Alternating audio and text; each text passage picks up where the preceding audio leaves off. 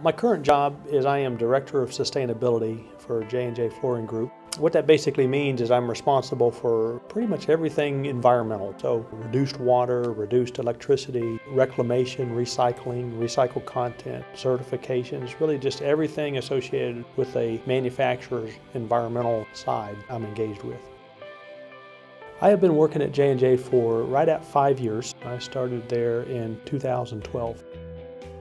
What drew me to my current career, in fairness, it would be a slow transition. It's not like I woke up one day and said it's time to be a sustainability director. But I loved chemicals, I loved the environment, and blending those two together always made sense to me. And then I got involved in carpet reclamation, and that led more naturally to an expanded role in all things sustainable. So it's a slow progress to this point.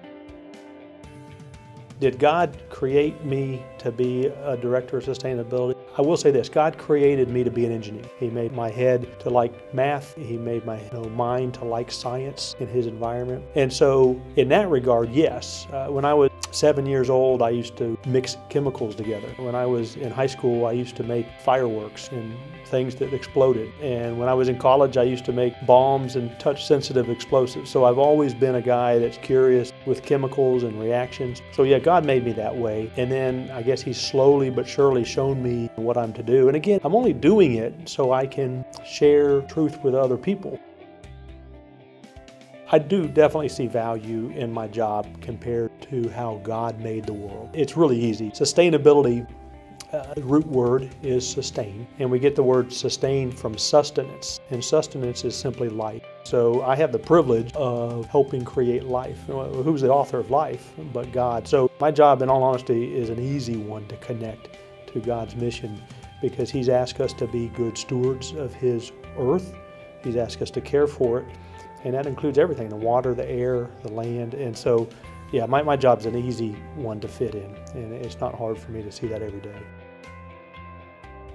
I integrate my faith and my belief in Jesus in work as much as I can, I guess in an ever-increasing way. That's a learning process. I wished I knew then what I know now, and to have started earlier. But the truth is, what I'm doing is an opportunity to serve other people.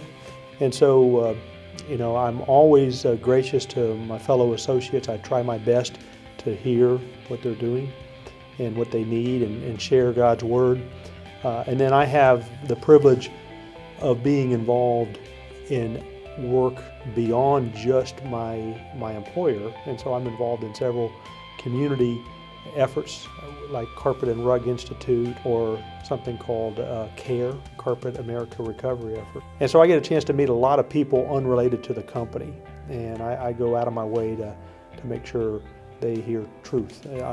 That's my favorite part, and I do try to share. So I can honestly tell you, there's a man in Los Angeles, California, who is a non-believer, but I share with him truth as often as we talk. And slowly but surely, in fact, just the other day, he came up to me. He had traveled from Los Angeles to Georgia, and he gave me a hug. And you don't do that in business. And he even said, I know that's a little bit different, but I felt comfortable. And I realized then that all that time spent has paid off, and I have authority to speak into his life. So what a privilege that was. As far as what challenges I face to integrate my faith with my work, they're basically my own fleshly issues. For instance, it's so easy to go to work and only think it's about work. And that happens frequently. And I have to either correct that with some thinking, or maybe somebody says something and reminds me, no, Russ, it's more about God's work. And so it's a constant balancing, and I'm finding that it's easier to stay focused as I'm maturing constantly in my faith. And so it's not as hard as it was 5 years ago, and certainly wasn't, it's better than it was 10 years ago. I look forward to the time when it's never an issue.